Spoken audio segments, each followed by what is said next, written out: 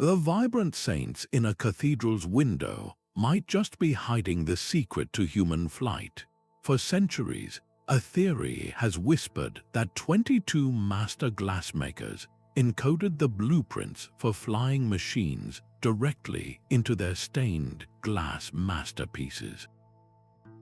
By the end of this video, you will see these medieval cathedrals not as monuments of faith alone, but as the world's most beautiful vaults of forbidden knowledge. We will uncover how a clandestine network of artisans could have possessed aerodynamic insights centuries ahead of their time, and explore why they chose to hide such a revolutionary discovery in plain sight. What do you believe is humanity's most enduring secret? A master glassmaker's workshop was a fortress of secrets. In the 13th and 14th centuries, these artisans did not operate as lone geniuses, but as sworn members of a powerful craft guild. This was not merely a trade association, it was the entire structure of their professional and social world. A guild controlled who could learn the craft, how it was practiced, and most importantly, what knowledge was allowed to leave the workshop. The techniques for creating those brilliant, jewel-like colors in stained glass, the exact formulas for the glass itself, and the methods for cutting and leading were all priceless trade secrets. They were passed down orally from a single master to a carefully chosen apprentice in a ritualized process that could take over a decade. To divulge these secrets to an outsider was not just a breach of contract, it was an act of betrayal that could lead to heavy fines, expulsion from the city, or even physical punishment. This created a culture where knowledge was not meant to be published but protected, a treasure to be hidden in plain sight. So where could a master hide a dangerous idea, one that did not belong to the guild but threatened the very order of the world? He would hide it in his art, following a long tradition of encoding esoteric messages into beautiful objects. The primary patron for these artisans was, of course, the church, the very institution that commissioned the magnificent windows. Yet the church's relationship with new scientific ideas was deeply complex. While it preserved ancient knowledge and sponsored some scholarship, it could also view certain concepts as a challenge to divine authority. The power of flight, for instance, was something the medieval mind associated with angels and divinity, a power belonging solely to God and his celestial messengers. For a human to claim such power through a machine would have been seen as the ultimate hubris, a dangerous overreach that could be deemed heretical. Imagine the dilemma of a glassmaker who, perhaps through observation or brilliant intuition, grasped a fundamental principle of aerodynamics. He could not write a book, he could not proclaim his discovery in the town square, but he could design a window within the vibrant depiction of a saint's robe, the curve of an angel's wing, or the geometric patterns of a border. He could embed the lines and shapes of his design. The perfect patron for his public work was also the very reason his most profound insight had to remain a secret, concealed within the light and color of his sacred commission. This volatile mix of artistic secrecy and doctrinal caution sets the stage for us to meet the first of these visionary artists, a guardian of a secret that would wait centuries for its true meaning to be understood. At the great Cathedral of Chartres, one master's legacy is literally set in stone and glass. His name is lost to us, but his work endures, a symphony of light and color that battles the interior in a celestial glow. While his primary task was to illustrate sacred stories for a largely illiterate populace, a closer look at his windows reveals a second, more clandestine narrative. In the intricate borders surrounding saints and prophets, he obsessively repeated a specific geometric motif, a pattern of interlocking circles and a complex lattice that seems to serve no purely decorative purpose. To the casual observer, it is simply beautiful ornamentation.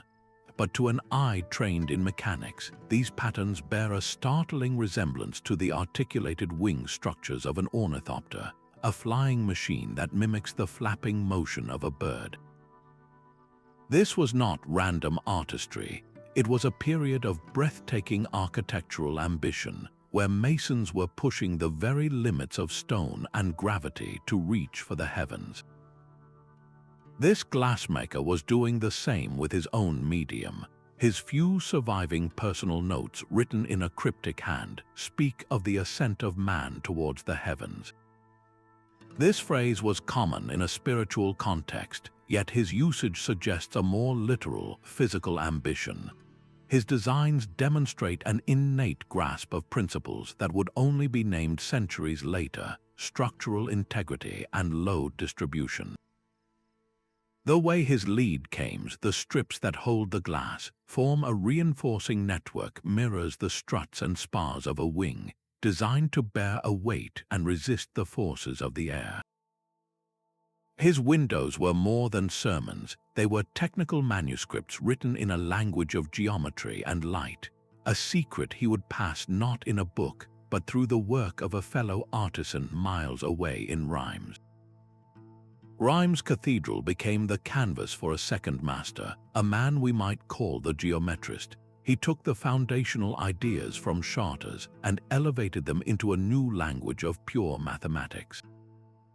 Where his predecessor worked with intuitive forms, this artisan embedded the precise ratios of the Fibonacci sequence and the golden ratio directly into his window tracery. These are not just pleasing proportions, they are the very same mathematical constants that govern growth patterns in nature, from the spiral of a nautilus shell to the arrangement of seeds in a sunflower. And crucially, these ratios are fundamental to stable flight, dictating the efficient lift and minimal drag that keeps a wing aloft. His genius was to see the sacred geometry of the earth mirrored in the physics of the sky. Look closely at his angels. They are a radical departure from tradition. Their wings are not the flat, symbolic feathers of earlier art. Instead, they are meticulously constructed, with layered plates of glass that curve in a distinct, graceful arc. This curve is an airfoil, the same cambered shape that, on a bird or an airplane wing, creates lower air pressure on top than below, generating lift. The angle at which these wings are set against the celestial bodies in the scene even suggests an understanding of the angle of attack, the precise tilt needed for ascent.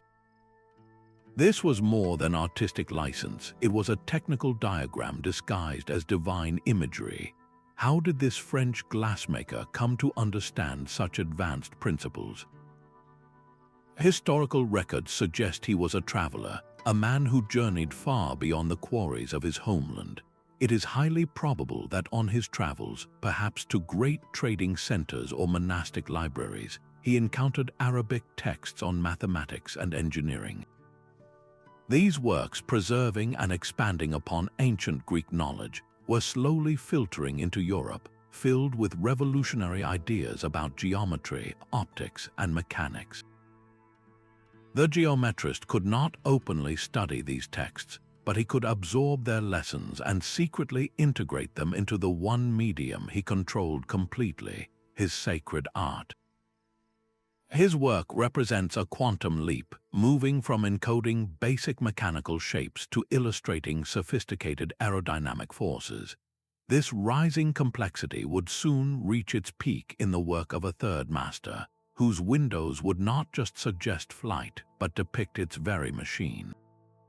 At Strasbourg Cathedral, the language of flight shifted from geometry to the very physics of color. Here, a master we call the symbolist transformed his palette into a scientific diagram, using specific hues to represent the invisible forces of the air. In his most celebrated window, you find a deliberate and consistent color code.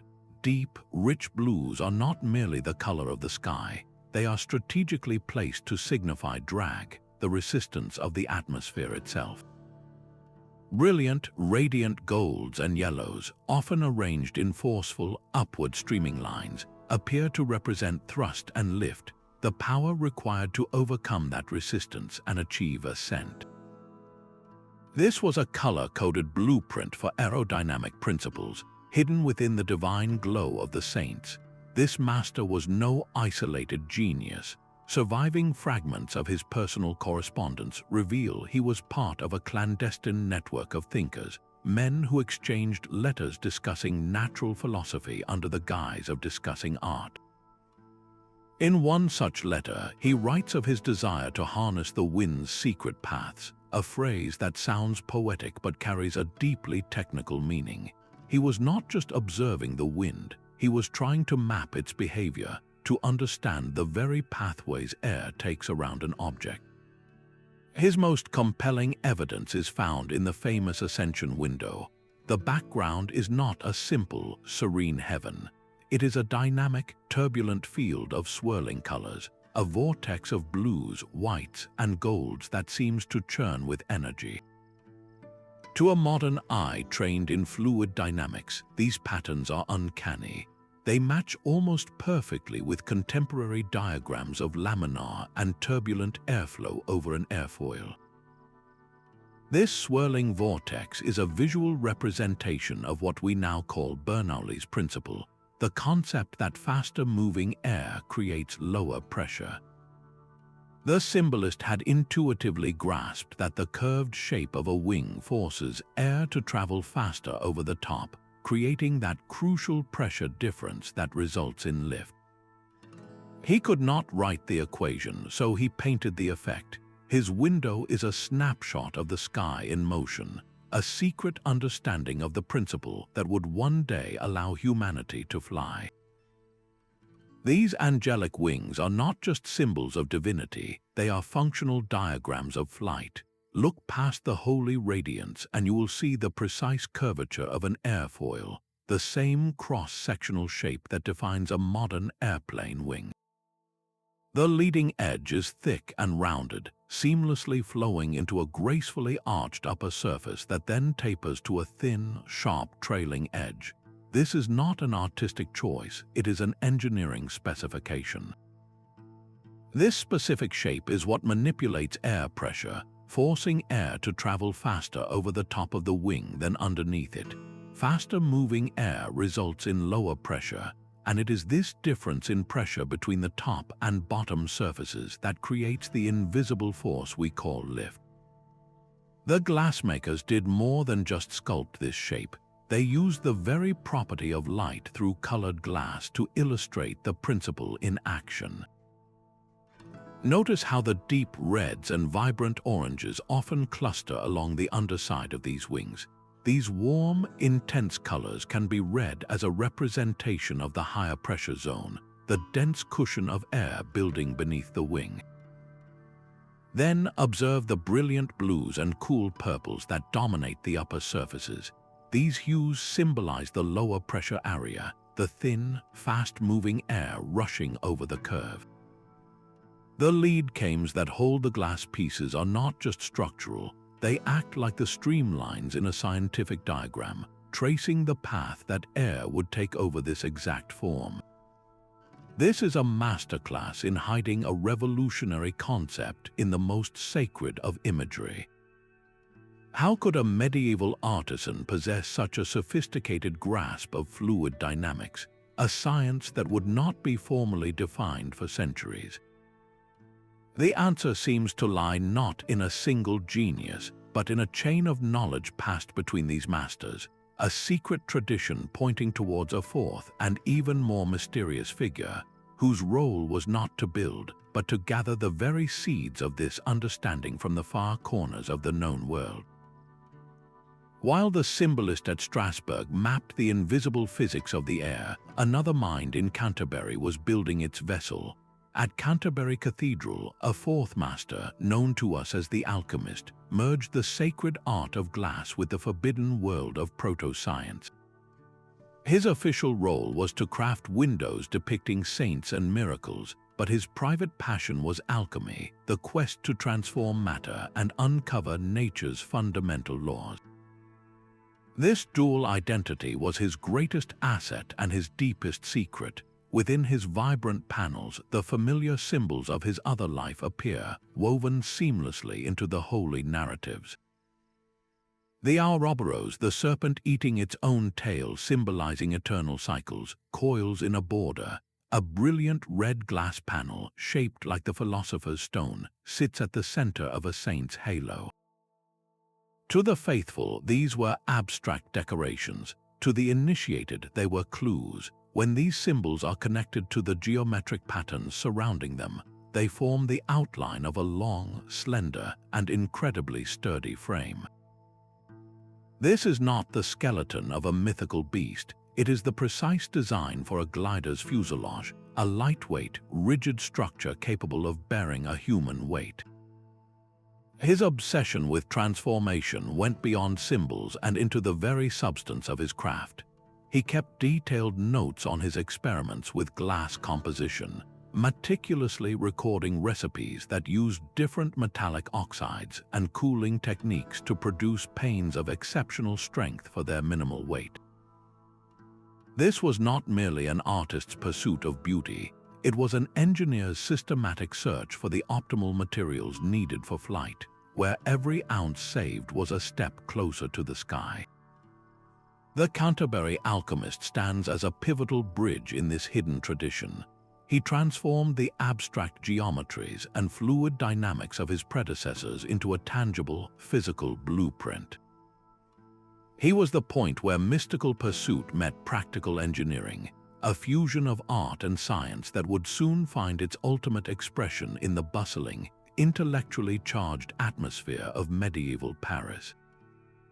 Behind the soaring stone and radiant glass lay a different kind of vault, one filled with parchment and ink. The great monastic libraries were the silent engines of this hidden tradition, repositories of knowledge that stretched far beyond theology. Within their scriptoriums, scribes meticulously copied and translated not just psalters, but ancient Greek texts on mechanics and the sophisticated engineering works of Arabic scholars like Ismail al-Jazari. These manuscripts described complex automata, water-raising devices, and principles of leverage and hydraulics that were centuries ahead of common European understanding. For a curious glassmaker granted access to such a place, perhaps while designing a window for the monastery itself, these texts would have been a revelation. He could not walk out with a forbidden book, but he could walk out with an idea. The solution was a form of intellectual alchemy, translating words and diagrams from these censored pages into a new, unreadable language, the visual code of stained glass.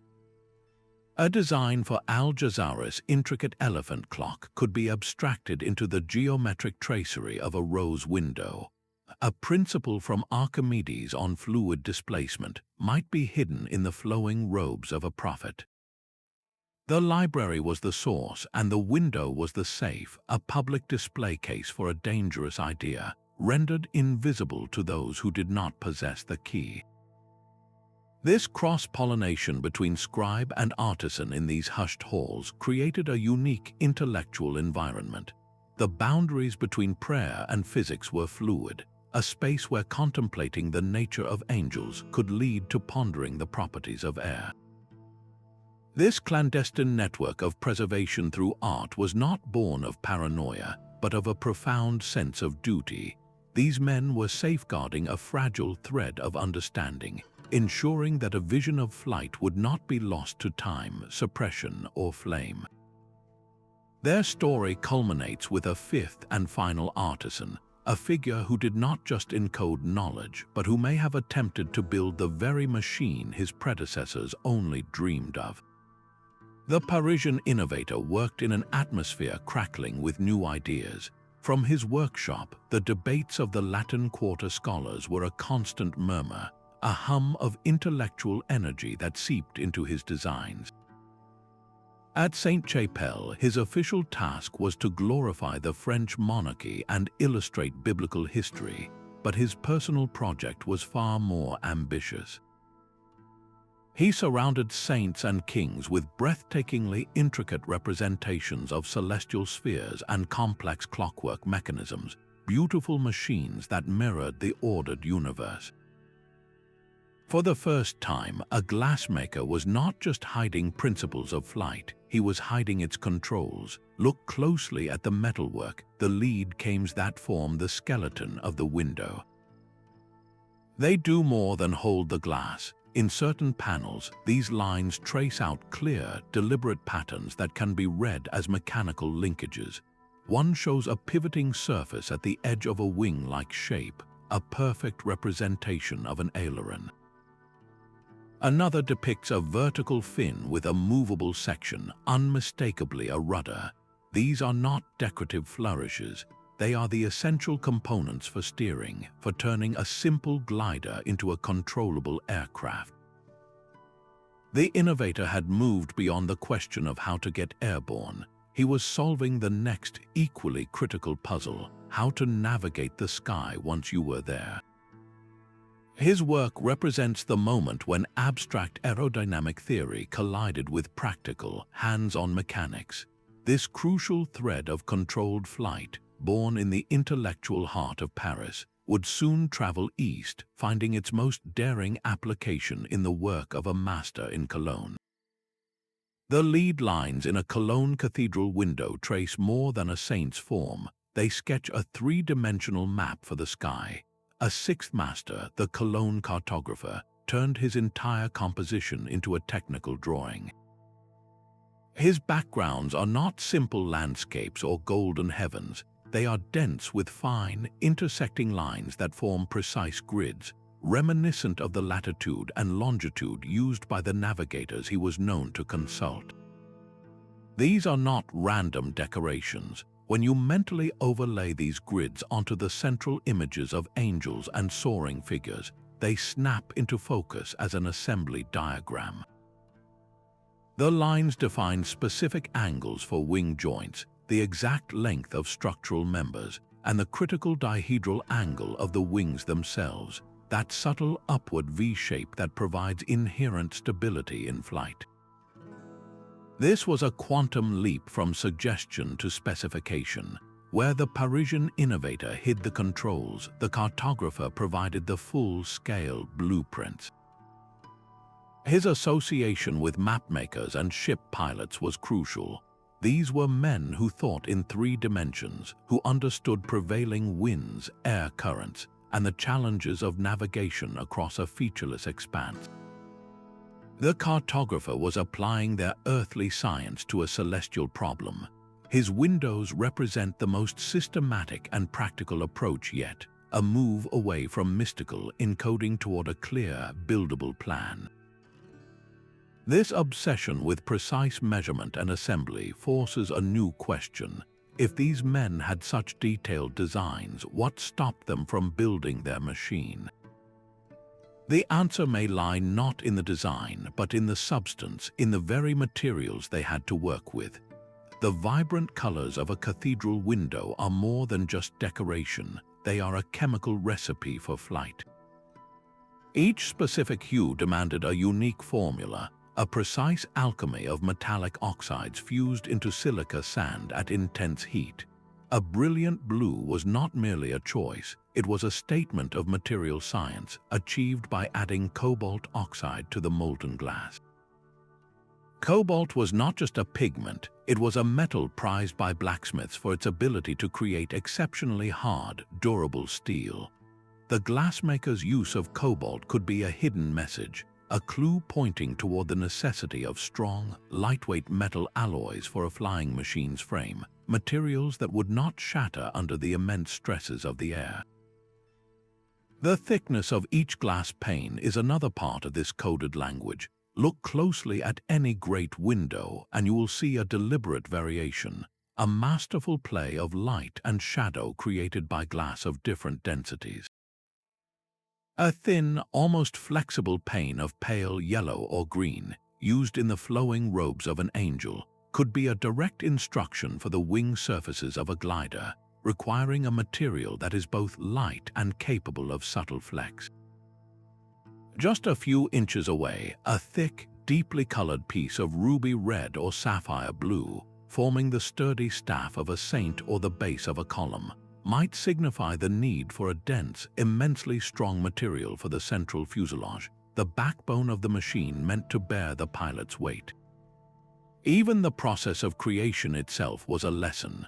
The firing of the glass in the kiln, a delicate dance of reaching the perfect temperature and then controlling the cooling rate in a process called annealing, was a metaphor for the tempering of metals. A material cooled too quickly becomes brittle and prone to fracture, a fatal flaw in a craft meant for the sky. The glassmaker's patient, precise annealing was a demonstration of how to forge a substance that is both strong and resilient, able to withstand the violent buffeting of the wind. This entire craft, from the chemistry of color to the physics of cooling, was a masterclass in material properties, a silent lecture on how to build something that could not just be beautiful but could fly.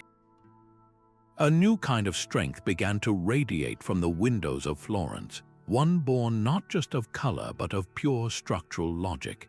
The seventh master, the Florentine Structuralist, saw his glass panels not as flat images but as miniature buildings, as vast cathedrals translated into a medium of light. He was working at the very dawn of the Renaissance, a time when architects like Brunelleschi were performing miracles of engineering, daring to crown the great cathedral with its immense dome, a feat that had stumped builders for generations. This spirit of structural revolution directly infused the glassmaker's art. Look at his windows and you will see arches, flying buttresses, and intricate stone tracery meticulously rendered in colored glass and lead. But these are not mere depictions of the building he worked in. They are diagrams of a different kind of structure altogether. The way he uses strong, dark lead lines to form a network of interlocking triangles is a direct application of triangulation. This is the same principle that gives a bridge its strength and centuries later would form the internal skeleton of an airplane wing. Each triangle distributes weight and stress, creating a rigid framework that is both incredibly strong and remarkably lightweight.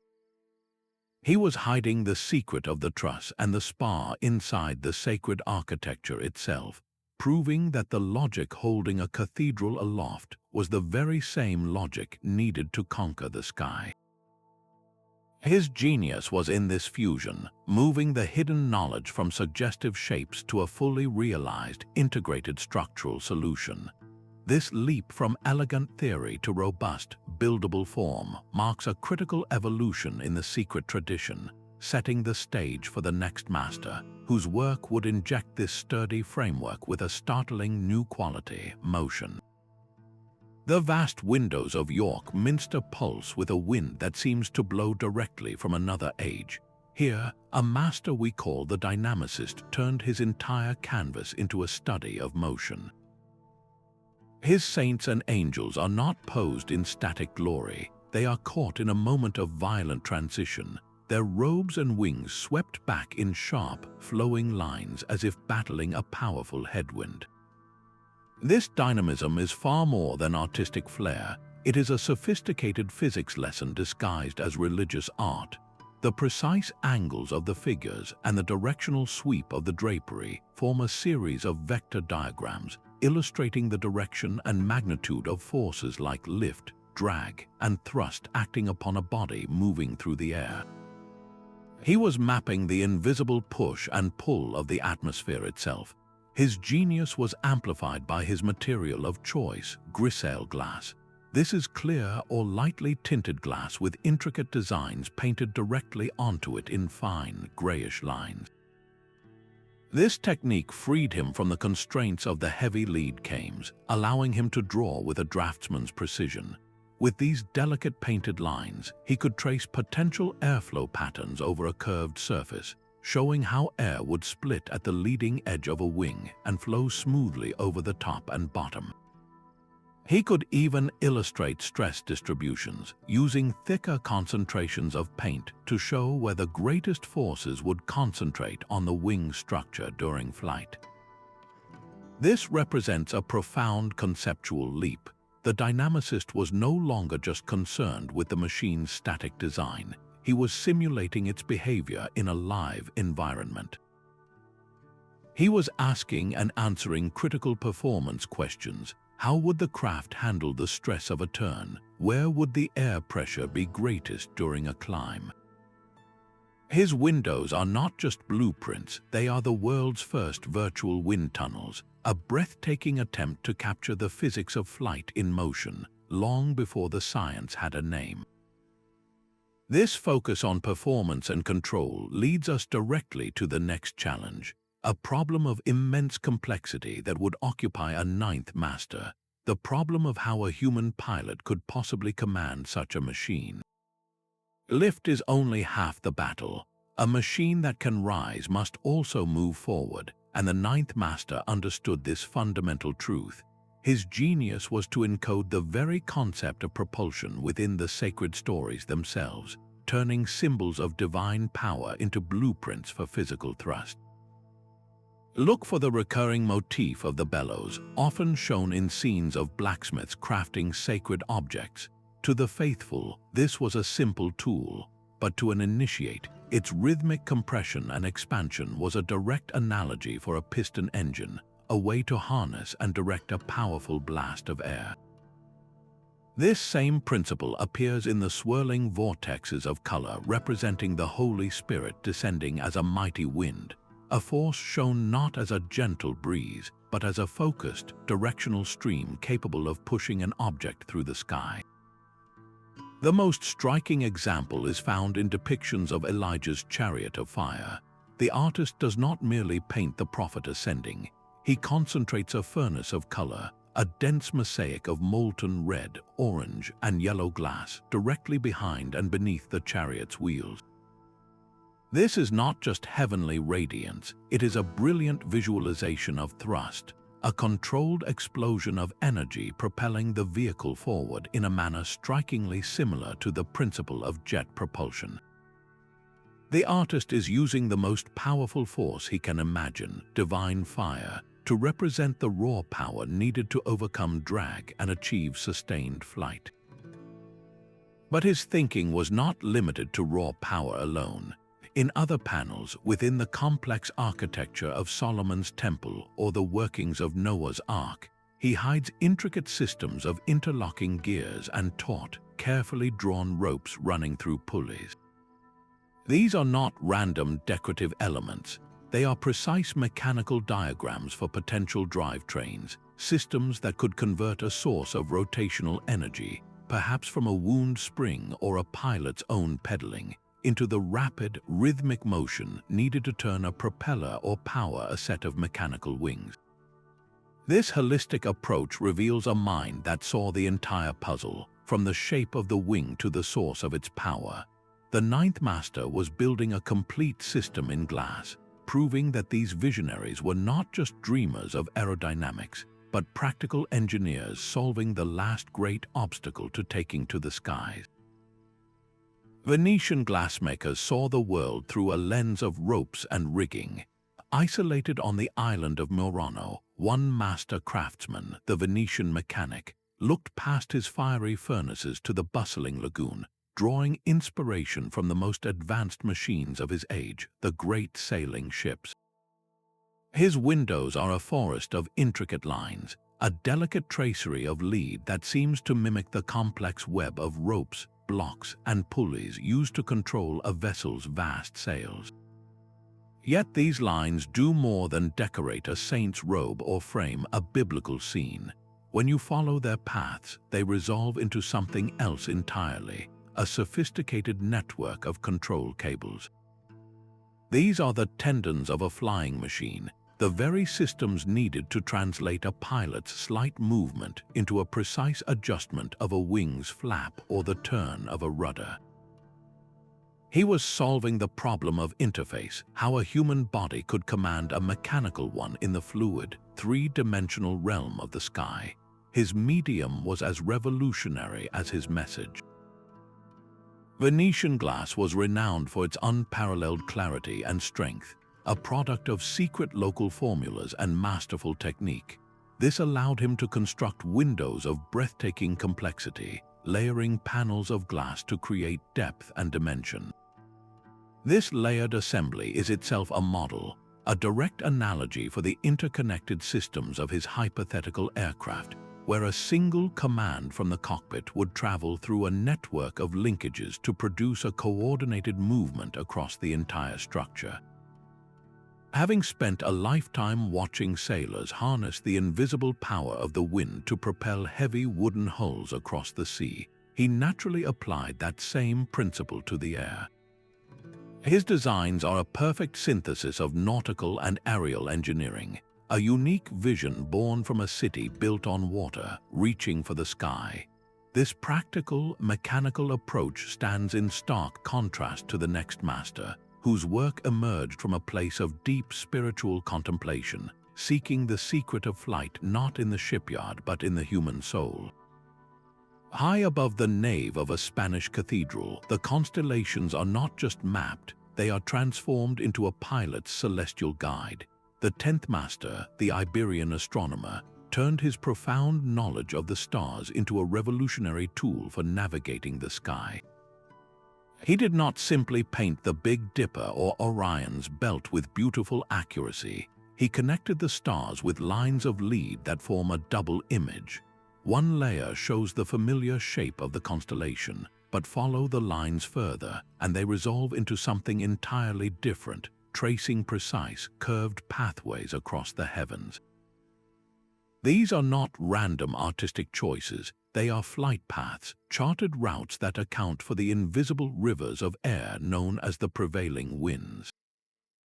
His genius was to see the night sky not as a static tapestry, but as a dynamic, three-dimensional map for a journey through the atmosphere. He encoded this advanced understanding of aerial navigation using a secret language of color. Look at the specific stars in his windows. He did not paint them all the same brilliant white or gold. Instead, he used rare and specific pigments, a deep, almost opaque indigo for one star, a sharp, translucent violet for another, a hazy, muted amber for a third. To the congregation below, this was simply the artist's rich palette, but to those who understood the code, these colors were a direct reference to the conditions of the air itself. The deep indigo might signify a layer of thin, fast-moving air at high altitude, perfect for efficient gliding. The sharp violet could represent a denser, more turbulent atmospheric band, requiring more power and control. The hazy amber might warn of a region of rising thermal currents, ideal for gaining height without effort. This was a flight manual, detailing not only direction, but altitude and the very quality of the sky one would fly through.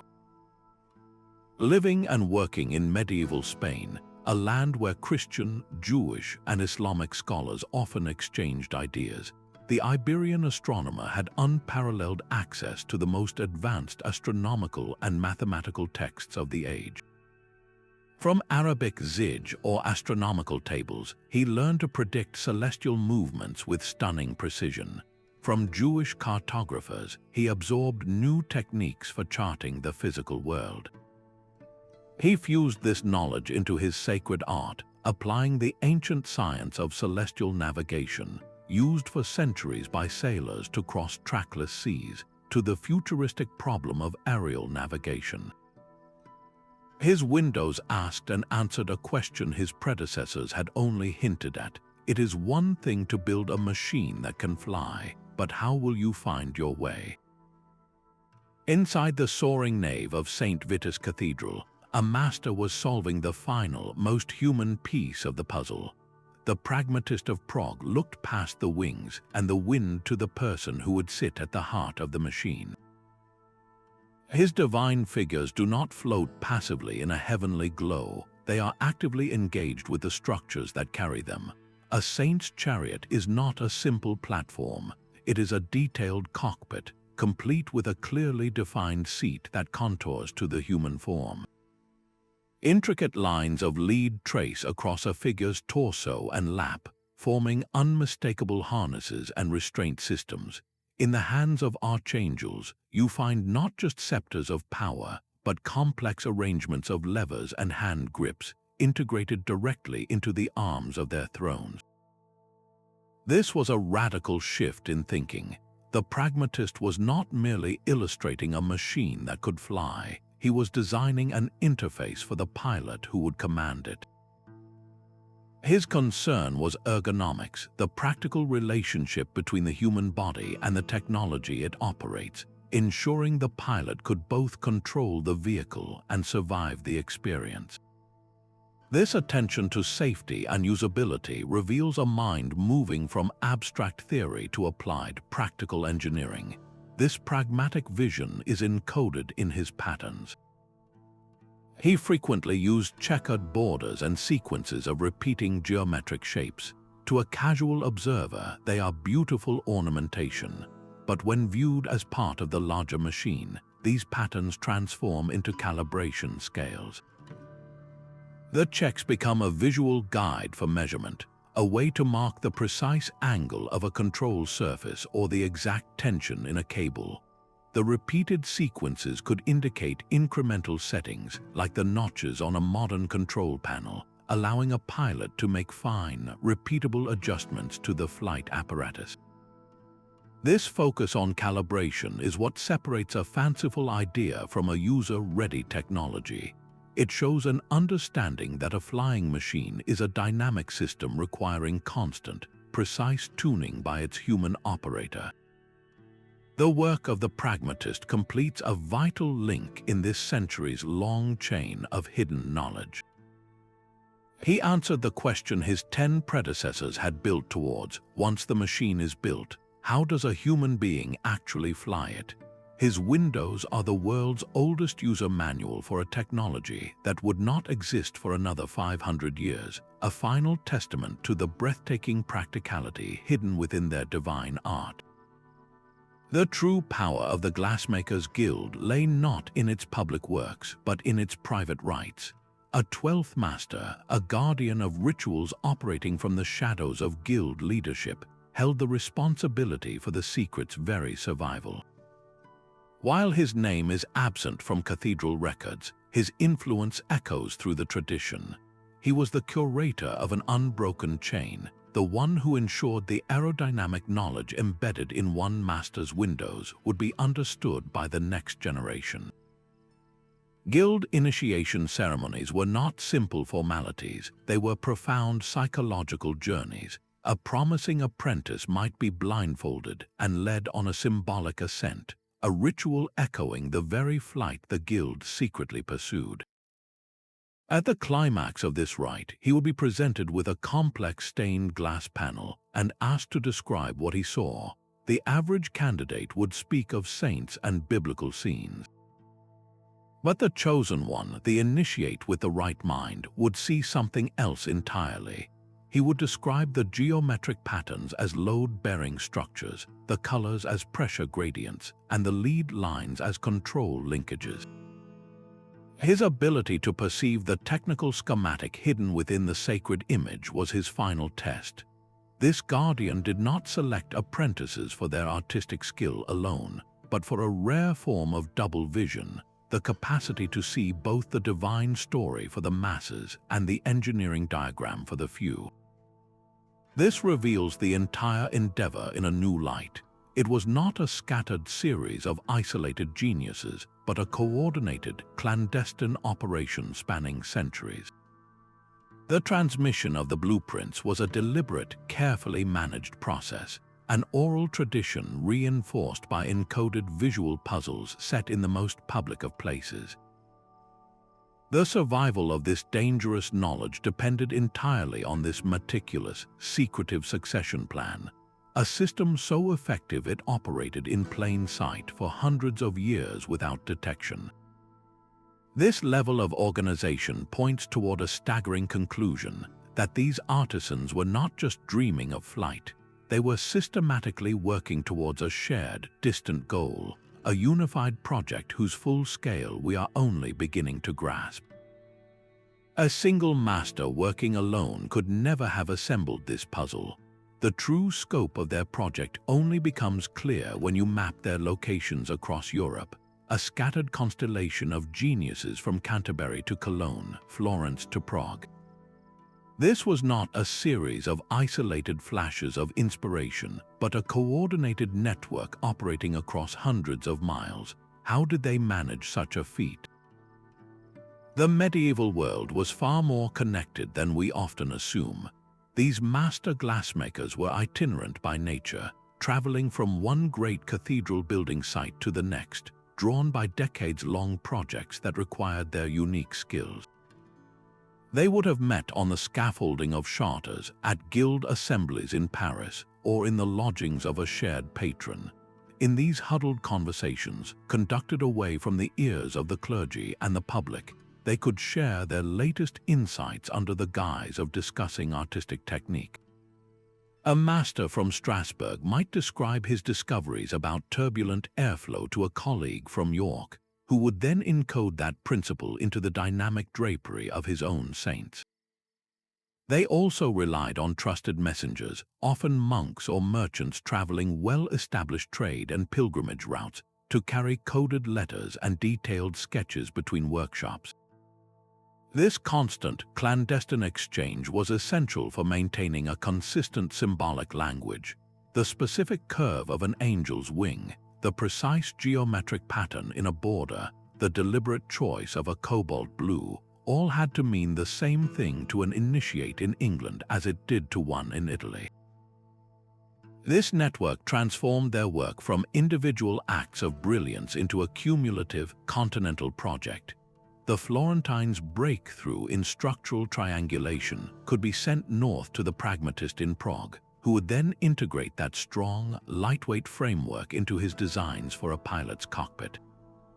The Parisian Innovator's concepts for control linkages could travel east to the Cologne Cartographer, who would refine them into a precise assembly diagram. Each master built upon the work of his distant colleagues, adding a new piece to the overall design. They were not 22 separate inventors, but a single hidden academy of aerial engineering, a multi-generational think tank working toward a shared, breathtaking goal. Why did such a powerful, widespread group feel the need to hide their grand project so completely, embedding it not in one secret manuscript, but scattering it across the face of a continent?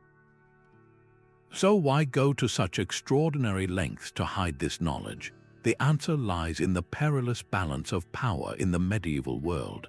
To openly build a flying machine would have been seen as an act of supreme arrogance, a human attempt to steal a power reserved for God and his angels.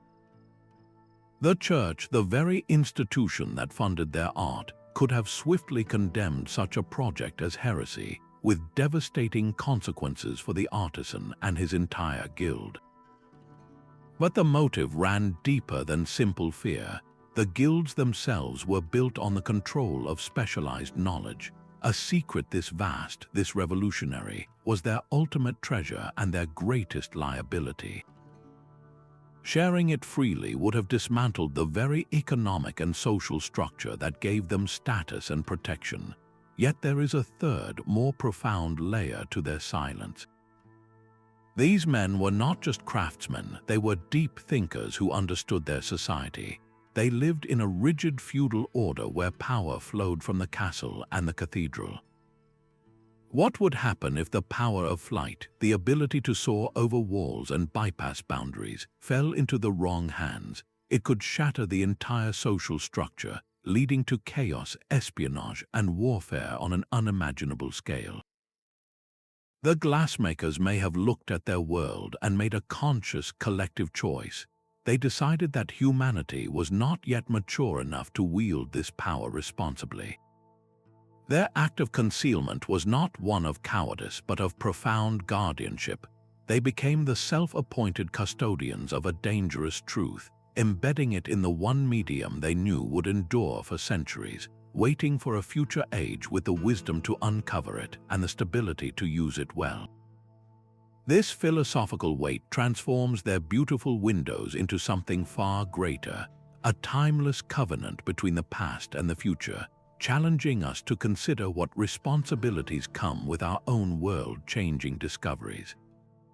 The final 10 masters remain anonymous, their names washed away by the centuries, yet their silent contributions perfected the grand design. Where one artisan might have focused on the violent rush of ascent, another turned his mind to the delicate problem of balance. Gaze into the vast, symmetrical rose windows that crown many cathedrals. Their intricate, radiating patterns are more than just a symbol of divine order. The precise, circular geometry, with its perfectly balanced segments revolving around a central hub, is a masterclass in gyroscopic stability. It illustrates the principle that a spinning mass resists tilting, a fundamental concept for keeping a flying machine level and steady in the turbulent air. Far below, in the windows at ground level, a different kind of genius was at work. Here, in the panels depicting martyrs and prophets, the lead lines often form dense, spring-like coils and layered, overlapping patterns at the base of figures and structures. These are not random decorative motifs. They are sophisticated diagrams for landing gear, showing shock-absorbing mechanisms designed to dissipate the immense force of impact, to allow the machine to meet the Earth again without shattering itself or its pilot. When you step back and view the entire corpus of their work spread across the continent, a breathtaking realization dawns. Canterbury provided the alchemical recipes for strong, lightweight materials. Chartres and Reims gave the wings fundamental shape and the mathematics of lift. Strasbourg painted the physics of the air itself. Paris and Cologne designed the controls and assembly. York simulated performance, Venice engineered the controls, Spain charted the navigation, and Prague designed the cockpit. The rose windows taught stability, and the lower panels taught how to land. This was not a single blueprint hidden in one place. It was a complete, distributed university curriculum on aviation, scattered intentionally across hundreds of miles and dozens of buildings. No single cathedral holds the entire secret, because the secret itself was a system, a complex body of interconnected knowledge that could only be understood by synthesizing the specialized insights of many masters. Their legacy is a powerful testament to a different kind of genius, one that is collaborative, patient, and profound. They built a library without walls, a lecture hall without a roof, ensuring that their revolutionary vision for humanity would be preserved in the one form they knew would last, bathed in the eternal light of the sacred. The same light that once illuminated these windows for medieval worshippers now passes through sophisticated digital sensors. Researchers are employing high-resolution photography to capture every detail of the glass and leading at a scale invisible to the human eye. This is not merely taking pictures, it is a process of digital archaeology.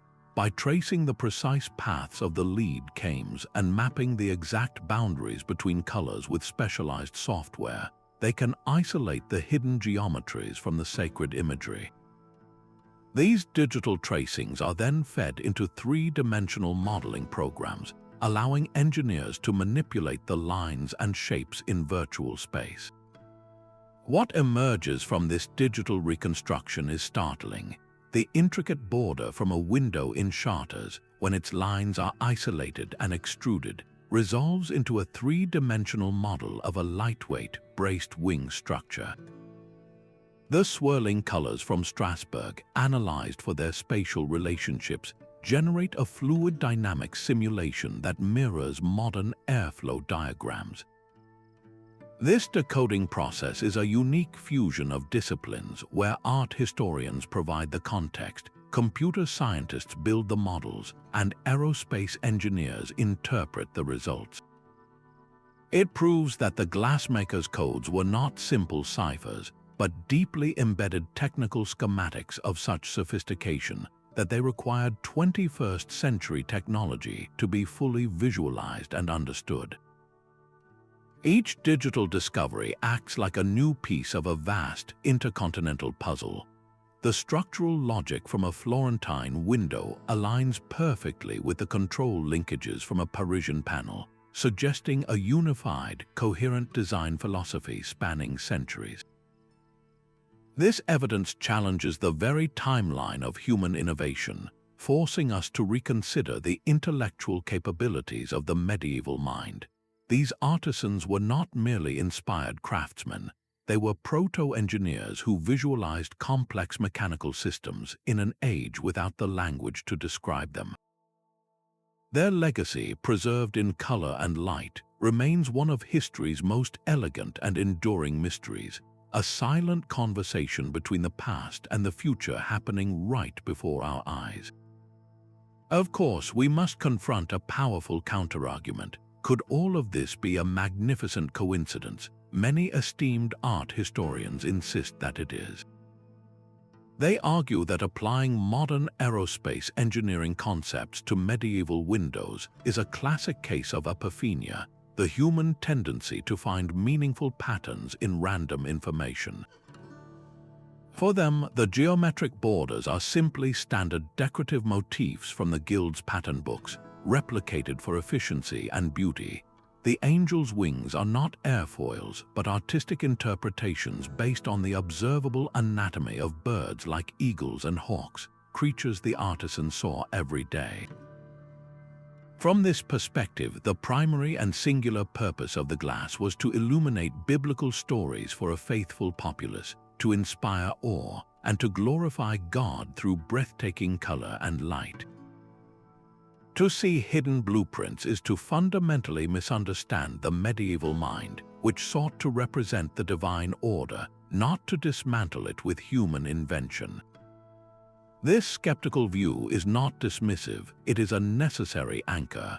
It reminds us that history is a conversation, not a monologue, and that the past rarely surrenders its secrets without a fight. The true wonder may not lie in proving one side right, but in embracing the ambiguity itself. That very blurriness invites us to become active participants, to stand before these luminous walls and wrestle with the question for ourselves. Are we witnessing a secret academy of engineers, or are we projecting our own world onto theirs? Perhaps the most compelling evidence is that the question continues to captivate us centuries later, proving that the glassmakers achieved one of their goals without a doubt. They created a mystery that is truly eternal. The story of the 22 glassmakers ultimately transcends a simple historical mystery. It stands as a profound testament to the unyielding nature of human curiosity, a force that can find a way to express itself even under the weight of dogma and tradition. Whether these vibrant windows hold literal blueprints or serve as a monumental metaphor, their true power lies in the questions they force us to ask about our own past. They challenge the linear narrative of progress, suggesting that brilliant insights can be gained, lost, and then rediscovered centuries later. History is not a straight line from ignorance to enlightenment, but a rich tapestry woven with threads of forgotten genius and suppressed possibilities. The legacy of these artisans urges us to look more deeply at the world, to see the potential for profound science within magnificent art, and to remember that the drive to reach for the heavens is a fundamental part of the human spirit. Perhaps the most valuable secret they encoded was not a technical schematic for a flying machine, but something far more enduring, the timeless power of a beautiful, subversive idea waiting for the right moment to take flight. If this journey through light and shadow has captivated you, share your thoughts in the comments below and subscribe for more explorations into history's hidden chapters.